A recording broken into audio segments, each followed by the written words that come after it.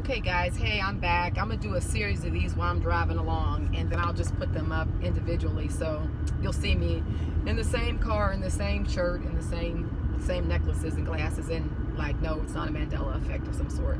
you know. So I wanted to kind of, I sort of laid off the Mandela effect for like about a month and a half or so after I did, almost 2 months after I did those QHHT, although I put them up individually.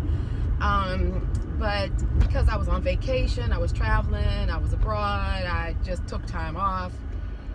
I was working on several new of my business projects. But I was I didn't even for a while go to any of the blogs, nothing. And now I'm back just checking out what I've missed and just going to a lot of those sites that I just think bring a positive spin to it, even though I don't necessarily agree with all of what they're saying, but they're just putting it out in earnest, asking, and I can support that. So I came across Moneybags, who I do like. I think it's like Moneybags 93, 73, 83, something like that. But anyway, and he does those rating videos. So he did one on the Monopoly game. Now, what I find interesting about that is I'm listening to him, and he's holding up that card Ventnor, Ventnor. Like, really, guys, never in my life have I seen Ventnor, like, at all. I was even laughing to myself because I said, it's Ventura. It's like, not Ventnor. What's a Ventnor? Like, what's a Ventura, too? But, And I was laughing to myself, and I'm like, no. I'm going to go to my Monopoly game, because, of course, my Monopoly game says Ventura.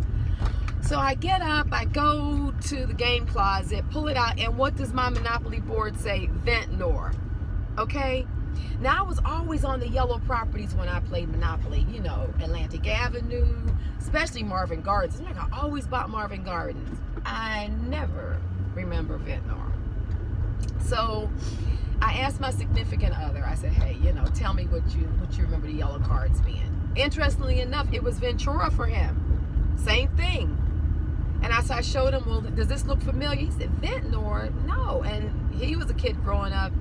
He grew up in a big gaming family. They played games, Monopoly, all the time. He says, Robin, nope, never have I seen a Ventnor. So I said, cool. We know that's the Mandela effect, right? So I called I asked my daughter, who is younger than me. Obviously she's younger than me, oh my goodness, but she's in her middle 20s.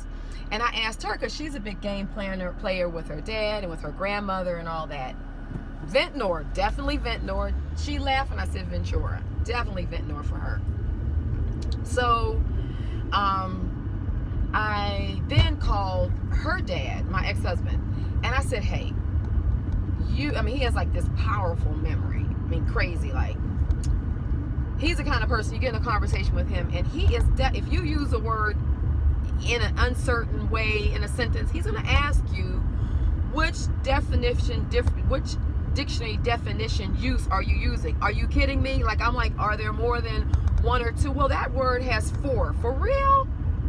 You can imagine what that relationship was like. We laugh about it now, but like, it was like crazy. So he has this powerful memory. So anyhow, I said, hey, Rob, tell me the yellow spaces on the Monopoly board. What were those? Excuse me, my thing has slipped a little bit here. What were those streets? And so he says, okay, yellow, top left-hand corner. This is how he does it. Top left-hand corner. Okay, so that was Marvin Gardens, Ventnor, and Atlantic Avenue. And I'm like, really, Ventnor?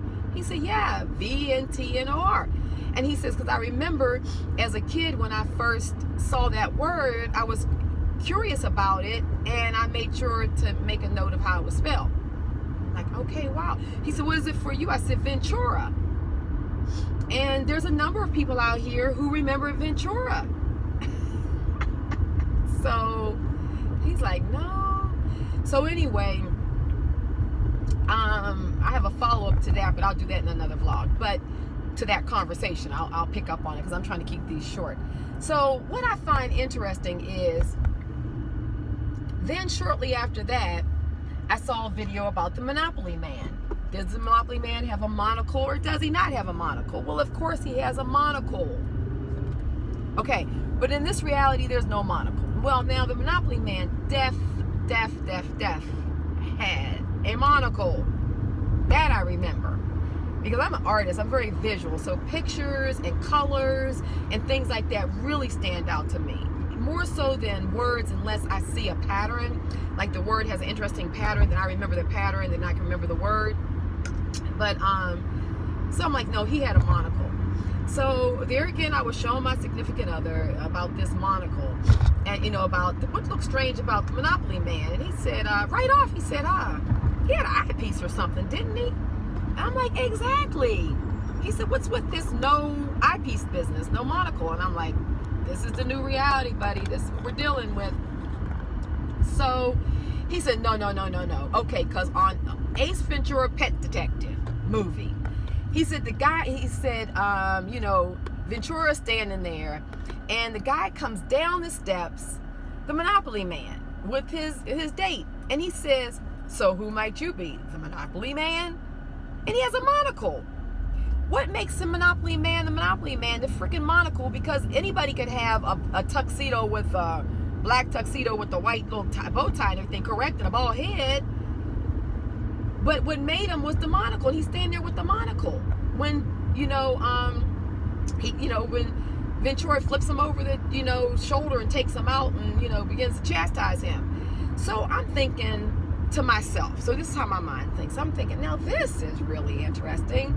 So Ace Ventura, Pet Detective, has a scene in his movie where the Monopoly Man is there with a monocle. So we have Ventura and monocle. But in this reality, it's Ventnor, and there's a lot of us who remember Ventnor, and a lot remember Ventura, and the Monopoly Man, no monocle. So I'm just saying, I believe that we're all right. Quite frankly, I've come to that conclusion that all of our memories are correct. It just depends on what timeline we've come, and we're weaving in and out of these timelines, because in my next vlog, I'm going to share with you where that's coming to my consciousness, that we're not just in one or the other reality. We're weaving in and out of these realities some kind of way, and there's periods of time we're in one, there's periods of time we're in the other. I don't know if we're going to ultimately stay in one, or I don't know, but I definitely know we're weaving in and out. What are the signals for that? I don't know. That's what I like about the guy who's doing the Yusef, I think his name is. He's doing the New Arrival. Is his channel on YouTube, and he's looking at a lot of similarities, which I found really interesting. Check out his similarities video. Like, what is consistent about all of us who remember this Mandela effect? What's consistent about our experiences? Because there's some key that's going on when we're moving in and out of these dimensions. He brought up something about lucid dreaming. A lot of people are lucid dreaming. I've always been a lucid dreamer, but I have noticed that my lucid dreaming is increasing to the point that I feel like I'm actually working when I'm sleeping. Like, I'm definitely